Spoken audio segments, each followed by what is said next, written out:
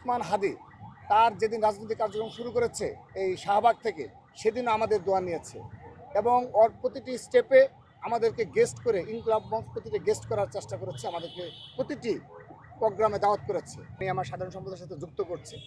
অর্থাৎ যারা বিগত 5 আগস্টের পরে মব করে করে অনেকগুলো তাদের অসৎ উদ্দেশ্য বাস্তবায়ন করেছে, যারা ক্যাম্পাসে লেজুর ভিত্তিক ছাত্র রাজনীতি কিংবা ক্যাম্পাসে ছাত্র থাকবে না নানাবিধ বয়ানের মব করেছে, এখনও তারা সক্রিয় রয়েছে মব করার জন্য। কিন্তু আমরা অনুরোধ জানাচ্ছি, উসমান হাদি সংকটাপন্ন অবস্থায়, সে আমাদের জুলাই যুদ্ধ, আমাদের সহযোদ্ধা।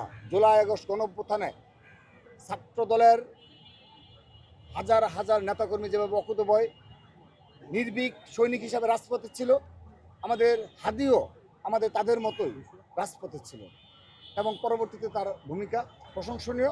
তরুণ রাজনীতিবিদ হিসাবে আমরা তো আগেও বলেছি যে উসমান হাদি তার যেদিন রাজনৈতিক কার্যক্রম শুরু করেছে এই শাহবাগ থেকে, সেদিন আমাদের দোয়া নিয়েছে এবং ওর প্রতিটি স্টেপে আমাদেরকে গেস্ট করে ইনকলাব মঞ্চ প্রতিটি গেস্ট করার চেষ্টা করেছে, আমাদেরকে প্রতিটি প্রোগ্রামে দাওয়াত করেছে।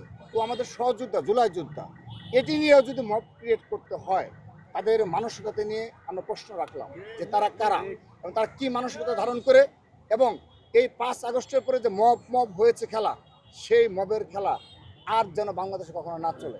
সেজন্য আমরা অনুরোধ জানাচ্ছি আইন শৃঙ্খলা রক্ষাকারী বাহিনীকে। ধন্যবাদ।